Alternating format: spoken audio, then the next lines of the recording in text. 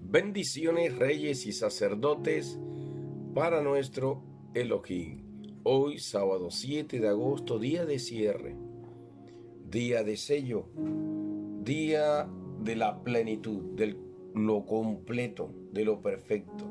El día en que el Señor tomó para descansar según las Sagradas Escrituras y vio todas las obras de sus manos hechas a la perfección.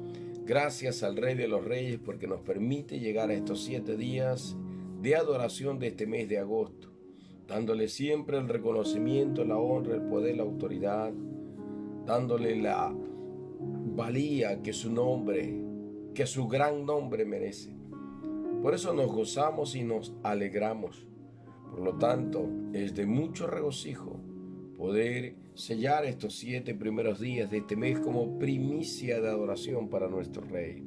Padre, a ti sea la gloria, la honra, el poder y la autoridad. Tuyo es el reino, dice tu palabra, tuyo es todo lo que ha sido creado.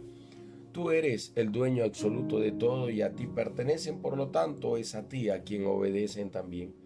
Te bendecimos, mi Señor, siempre guíanos por tu Espíritu, háblanos por tu Espíritu y confirma cada una de tus palabras por el Ruja HaKodesh, tu Santo Espíritu. Gracias, mi Señor, por este tiempo y momento, guíanos en todo. Amén.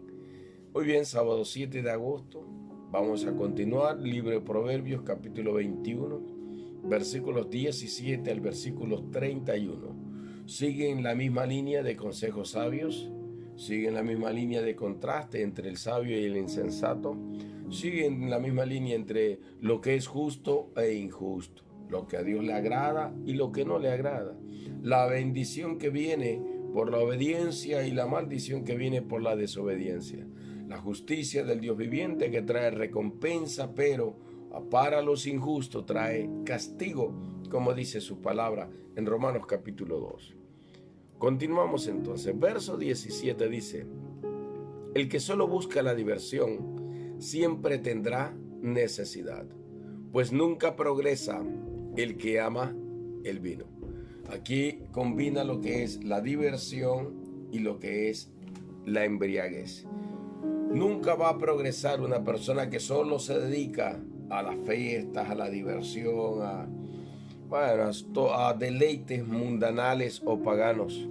Nunca va a prosperar una persona que se dedica a beber, a consumir licor, a consumir simplemente trago y gastar y desperdiciar su vida, desperdiciar tiempo, dinero, dañar su salud o afectar su salud, hiriendo a su propio cuerpo, hiriendo a sus propios órganos internos, tratándolo de alguna manera mal, a través de una vida disoluta, una vida de amanecidas, anochecidas, qué sé yo, una vida de embriagueces, una vida de un mundo lleno de pecado, lleno de iniquidad, de placeres. Es como cuando el Señor Jesucristo habló en el libro de Lucas acerca del rico y del pobre Lázaro.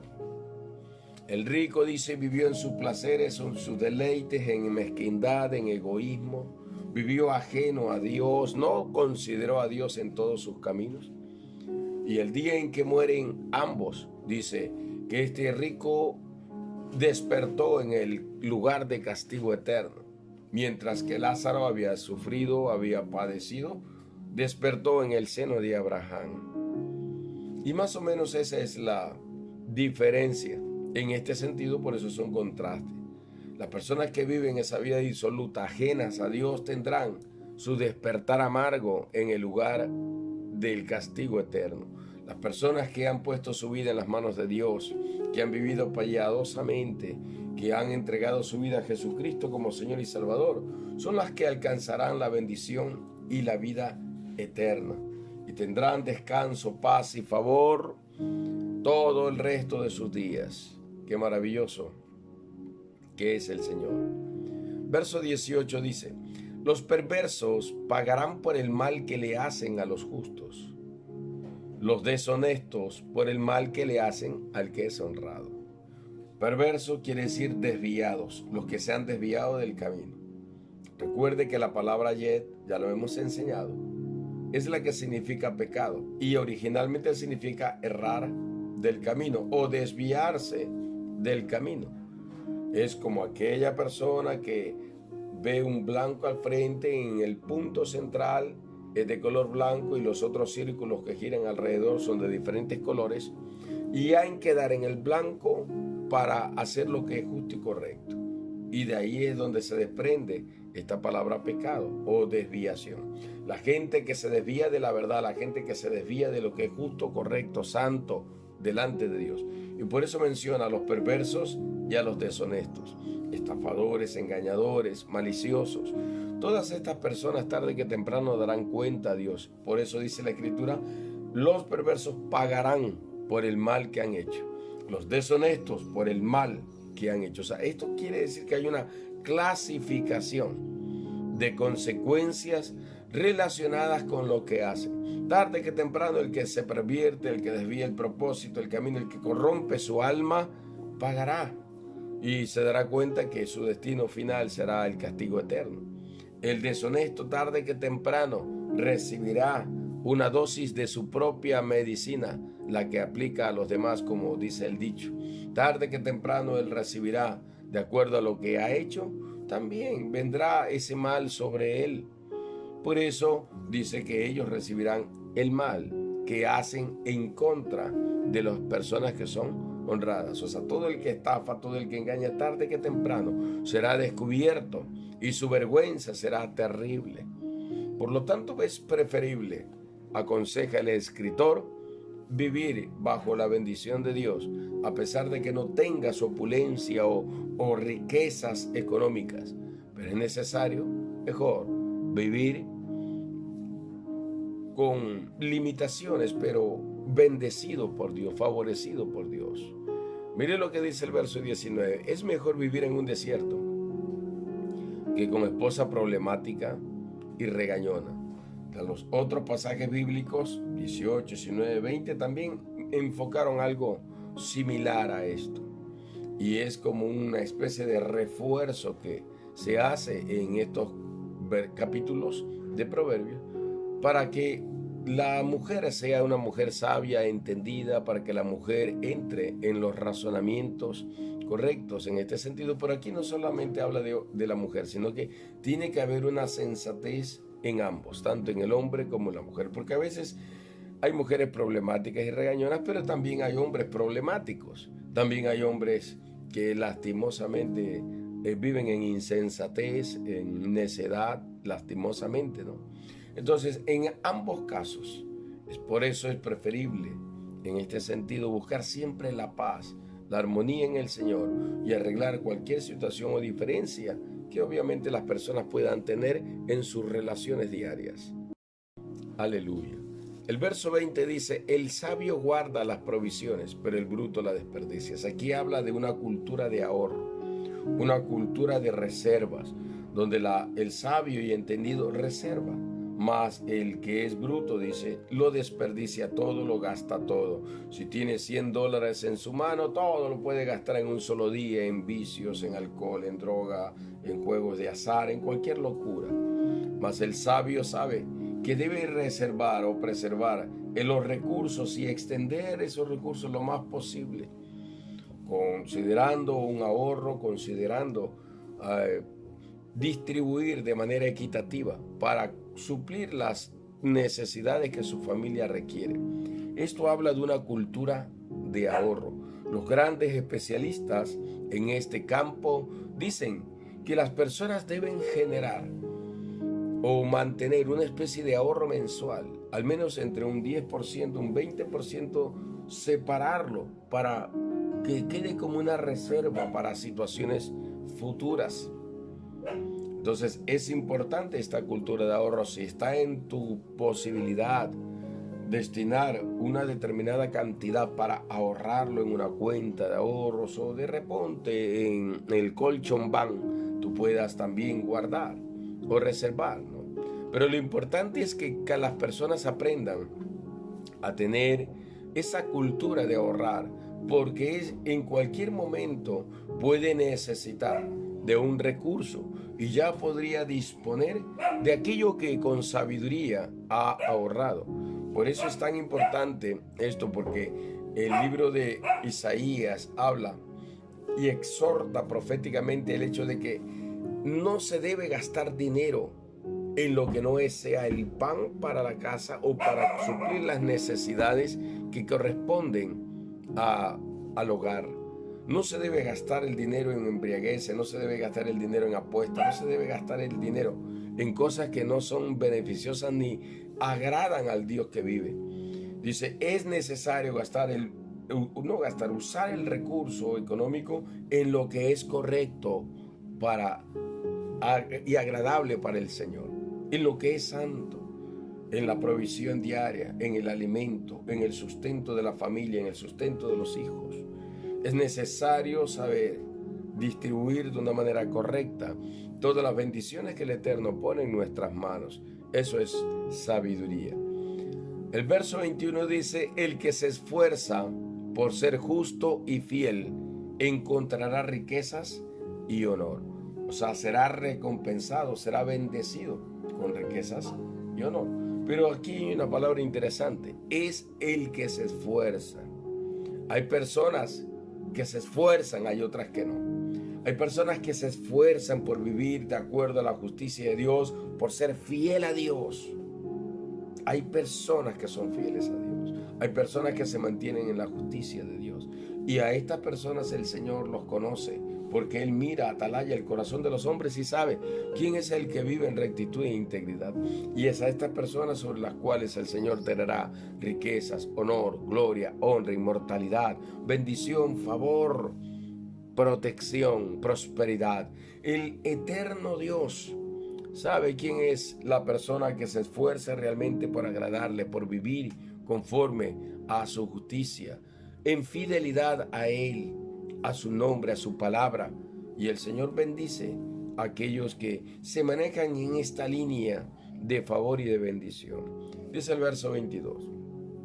El sabio logra conquistar una ciudad defendida por gente fuerte y destruir las murallas de los que confiaban en ellas. Esta hace a una referencia a las murallas de Jericó. Se ganó esa batalla con inteligencia, se ganó con sabiduría, se ganó esa batalla con obediencia a Dios, porque el Señor le dio a Josué un diseño. Los hombres de Josué manejaron el diseño, obedecieron fielmente el diseño. Era una vuelta cada día alrededor de las murallas y 7 vueltas el último de los días, 13 vueltas en total, y pudieron conquistar la ciudad. Las murallas descendieron, cayeron, fueron destruidas y derribadas por el Eterno, y la ciudad, o los habitantes de la ciudad y los soldados se confundieron. Las murallas cayeron contra ellos y prácticamente se destruyó la ciudad entera por dentro. Es como que si hubiese habido un terremoto en ese lugar, solo dentro de la ciudad y sus murallas.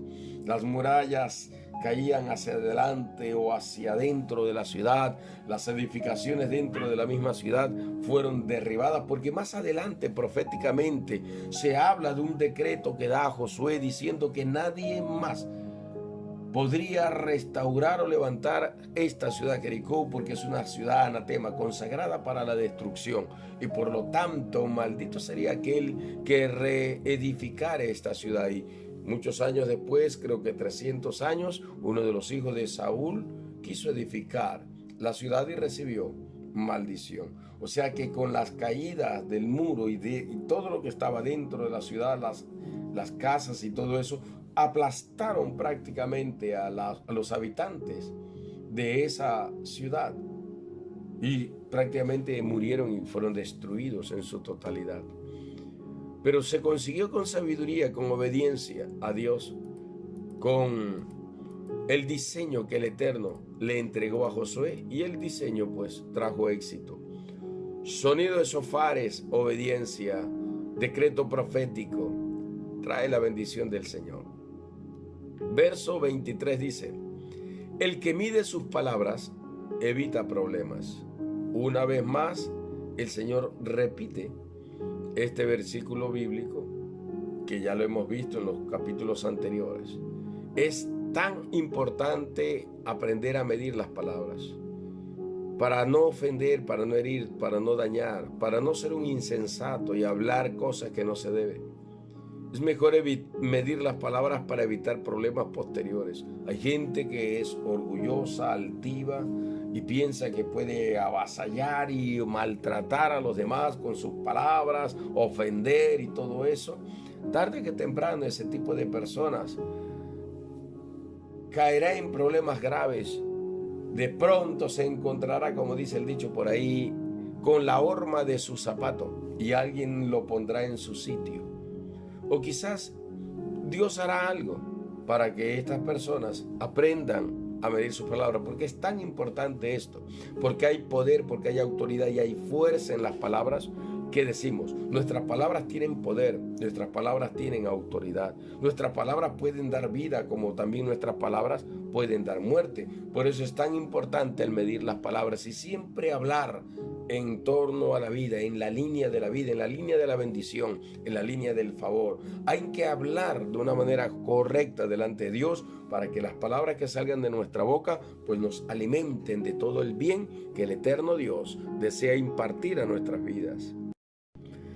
24. Burlón es el nombre del orgulloso y del arrogante. Generalmente es la característica del arrogante, del orgulloso, del altivo. Generalmente siempre se burla de los demás, pensando que los demás son poca cosa, que son una basura en relación a él. Dice, se comportan con mucha insolencia. Insolencia es el término que en hebreo, ubris o ubriseín, determina lo que es la contumacia y la rebelión, el pecado de la nación en el desierto. Se midió por la palabra pueblo contumaz y rebelde. La insolencia tiene 3 niveles de rebelión, y en el nivel más alto de rebelión es cuando la persona ya se levanta contra el mismo Dios, se levanta en contra de los propósitos de Dios. Es un anti-Mashiach, un anticristo. Se levanta en pensamientos de esa naturaleza.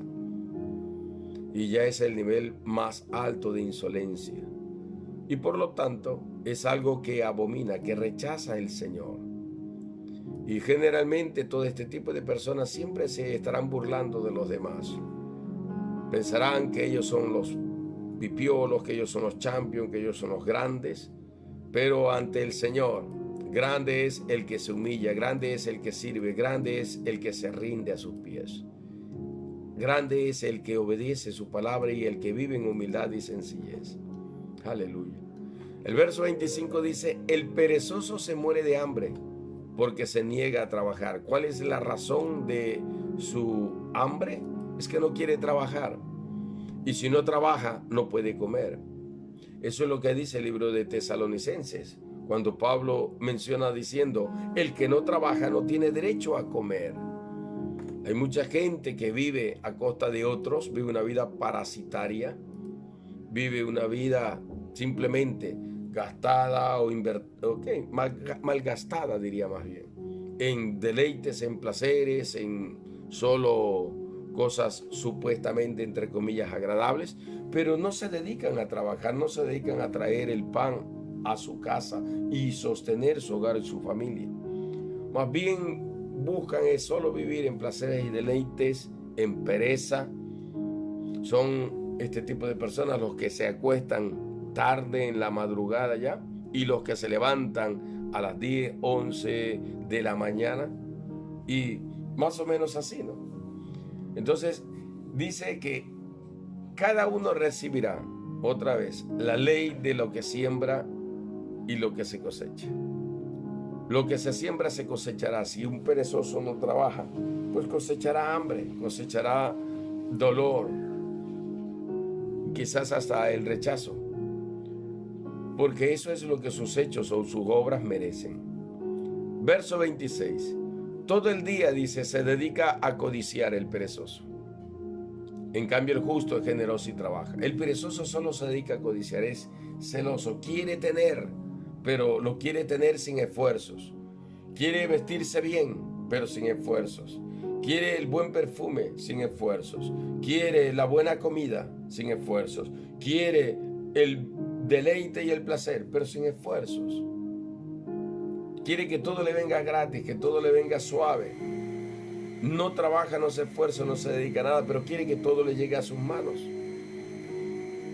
Eso es algo quizás que se ve mucho en medio de nuestras sociedades, que se conoce también como la insensatez de los hijos, o el comportamiento insensato de los hijos que traen vergüenza, dolor a sus padres. Perdón, a sus padres.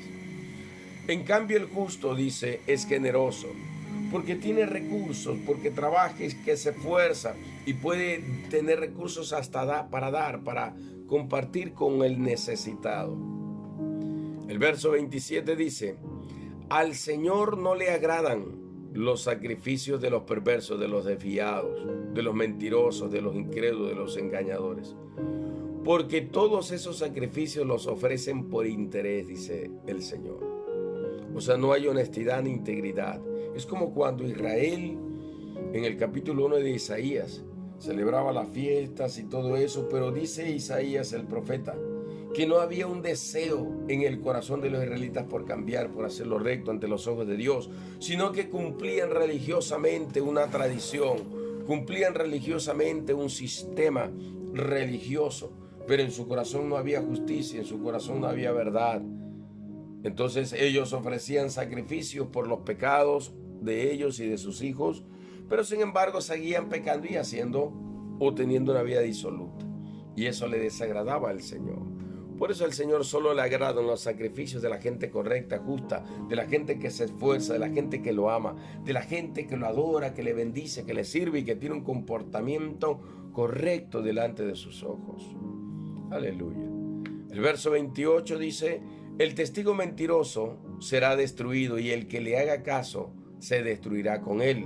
Una vez más, aquellos que falsean la verdad, que levantan falsos testimonios, aquellos que a veces juramentan bajo juramento y bajo certificado legal y que mienten y engañan para tener un beneficio, aquellos que dentro de un sistema de juicios, tanto jueces como fiscales, abogados, que se venden o se ponen de acuerdo, se confabulan para de alguna manera aceptar un testimonio mentiroso, falso, y de alguna manera también dar un veredicto donde dan al que es inocente por culpable y al que es culpable por inocente, y venden su conciencia. Otra vez el Señor dice: testimonio mentiroso.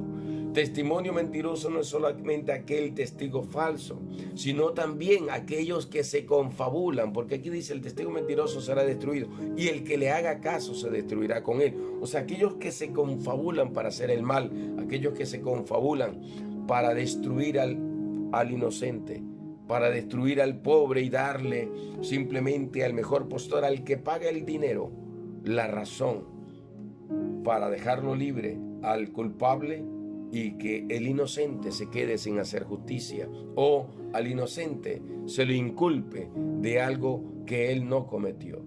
Es terrible esta situación porque hay gente que se vale para esto.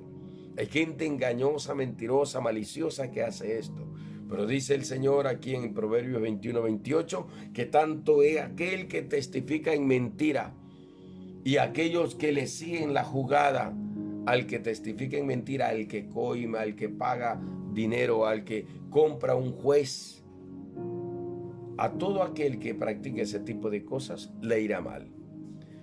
Verso 29. El perverso solo hace muecas con su cara, y a veces muecas arrogantes, de sobradez. Pero el que es honrado, dice la palabra de Dios, vive honestamente. El perverso hace muecas de ser el muy sabido, el muy chévere, el muy especial.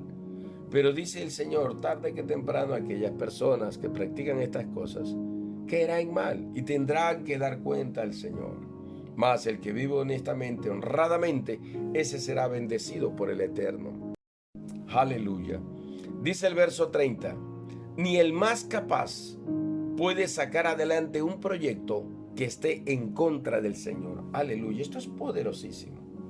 Aquí el Señor dice, ni la persona más inteligente, ni los sabios, ni los entendidos de este tiempo y de este mundo, en lo secular o en lo tecnológico, en lo científico, ni el hombre más sabio, conocedor o preparado, capacitado, podrá sacar un proyecto que vaya en contra del Señor. Nadie puede irse en contra del Señor. Ya lo dijo Balaán en el libro de Números. Nadie puede ir más allá de lo que está escrito en su palabra. Nadie puede irse en contra de Dios. Mire el ejemplo de la Torre de Babel. Aquellos que querían hacer de ese sigurat, de esa torre, un centro de adoración pagana, un centro de idolatría, un centro de estudio de las estrellas, un centro de astrología, un centro de brujería y de hechicería. Aunque ellos se pusieron de acuerdo para levantar un edificio de esa naturaleza que supuestamente llegaría hasta el cielo, algo imposible dentro de lo físico, de lo natural, pero la idea era más espiritual, de establecer un trono para las tinieblas, como dice Zacarías capítulo 5, hablando de la medida de efa en la que estaban dos mujeres, y una de ellas se llamaba iniquidad y la otra se llamaba maldad. Y ambas dijeron, vamos a levantar una ciudad, vamos a levantar un trono en Sumeria, en Babilonia. El sistema babilónico corrupto, corrompido, se refiere a todo esto.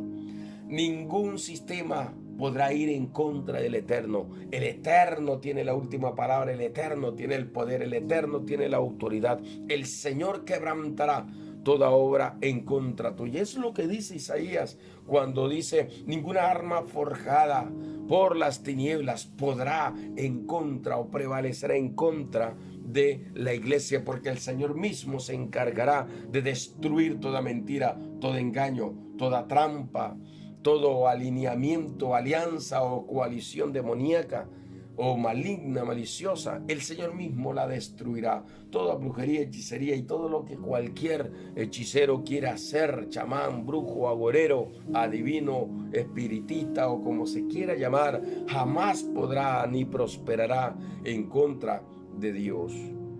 Es lo que menciona la palabra del Señor cuando dice, Jesucristo le dice a Pedro, a ti te daré las llaves del reino y las puertas del Hades no prevalecerán contra la iglesia. Las puertas del Hades jamás prevalecerán contra la iglesia de Dios. Por lo tanto, el enemigo no puede tocarte. Estamos protegidos sobrenaturalmente en la sangre del Cordero y nadie te puede tocar. El Señor ha puesto su sello sobre ti, su espíritu, y su espíritu es luz, y la luz de su espíritu que brilla en ti destruye todo lo que quiera venir contra ti. Por eso la palabra profética sobre Israel, cuando el Señor dice, todo aquel que venga contra Israel lo hará sin mí. Todo aquel que quiera destruir a Israel quedará destruido a sí mismo, o se destruirá a sí mismo. Todo lo que venga en contra del Dios viviente caerá rendido y destruido. Así como cayó Jericó, así como fue destruido la Torre de Babel y fue ese lugar desértico, y abandonado. El verso 31 sella este capítulo 21 y dice, el ejército puede estar preparado para la guerra, pero la victoria depende del Señor. Aleluya, qué palabra más profunda. Las personas pueden estar preparadas para todo. Pueden emprender, hacer proyectos. Pero recuerden esto, nunca se olviden, es el Señor el que da la victoria. Es del Señor que depende que aquello se cumpla. Muchos pueden ser los deseos de los hombres, los planes de los hombres, las planificaciones que pueden hacer los hombres. Pero el Señor dice, solo el que depende de Él, solo el que lo busca a Él, solo el que pide dirección divina, podrá tener la victoria y podrá alcanzar sus proyectos, podrá hacer realidad estos proyectos de vida maravillosos que el Señor ha puesto en el corazón para realizar. Por eso es que en las manos del Señor somos más que vencedores. Dependiendo de Dios, amando a Dios, sirviéndole, orando, buscando su rostro, somos más que vencedores.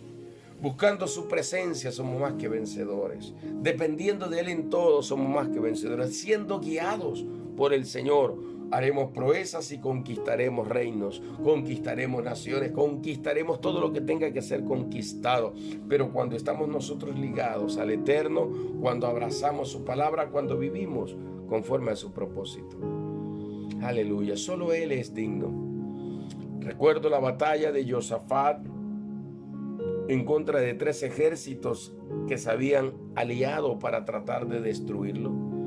Él ora, ayuna y busca el rostro de Dios. Y Dios le dice: mía es la batalla, mía es la victoria, y yo pelearé por ti, le dice el Señor.